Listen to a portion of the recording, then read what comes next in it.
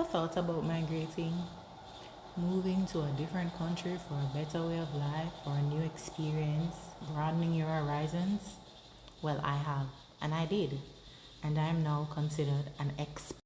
According to Mello, 2023, expatriate work is often due to increased challenges, a wide variety of tasks, and high level organizational positions. Turks and Caicos is a small chain of islands close to Bahamas, Haiti, and the Dominican Republic. So, what has contributed to the high level of expat population there in the past 5 years? Well, there has been a sharp increase in the amount of hotels being built. Its primary economic resource is tourism.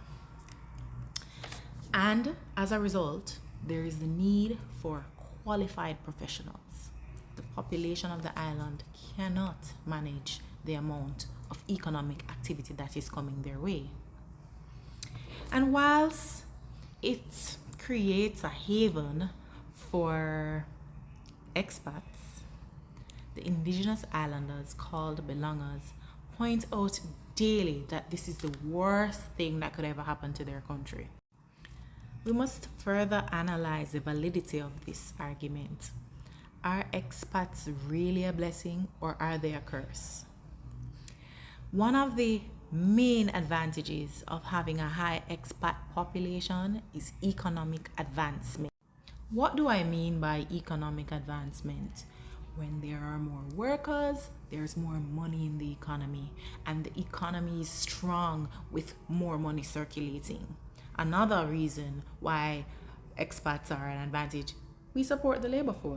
Expats usually take the jobs that the locals don't want or are not qualified for. Gardening, construction, babysitting, you name it. There's also a shortage of healthcare professionals and teachers. Expats fill skill shortages. One of the most important advantages is that expats bring new perspectives, innovation, and global expertise. And by doing this, they improve the local work standards. According to Harzing 2001, expatriates bring technical expertise and experiences that will benefit host organizations. Now that we've examined what the benefits are, what are the disadvantages of having a high expat population? With a high expat population, there's intense pressure on the country's infrastructures. Infrastructures meaning their road networks and housing. Currently, there's a shortage of reasonably priced housing for expats. For locals, the roads which usually could get you somewhere in 5 minutes, you're in about 20 minutes of traffic now. So with more expats, there's more cars on the roads, pressure. Another disadvantage of having a high expat population is local resentment.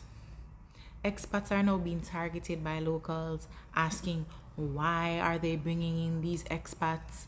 Why are they bringing in foreign managers and supervisors? And locals that are qualified are not getting the jobs. This causes social friction. Finally, another disadvantage of having a high expat population is the country loses many skilled locals to immigration while hosting lower skilled expats. It creates an imbalance and dependency on foreign labor. All these hotels are opening. Where are they going to get the staff? Though it is argued that the high expat population brings economic growth, at the same time it puts a strain on infrastructures. Yes, these are all valid concerns, but these should be addressed to the government and their policies. The advantages outweigh the disadvantages.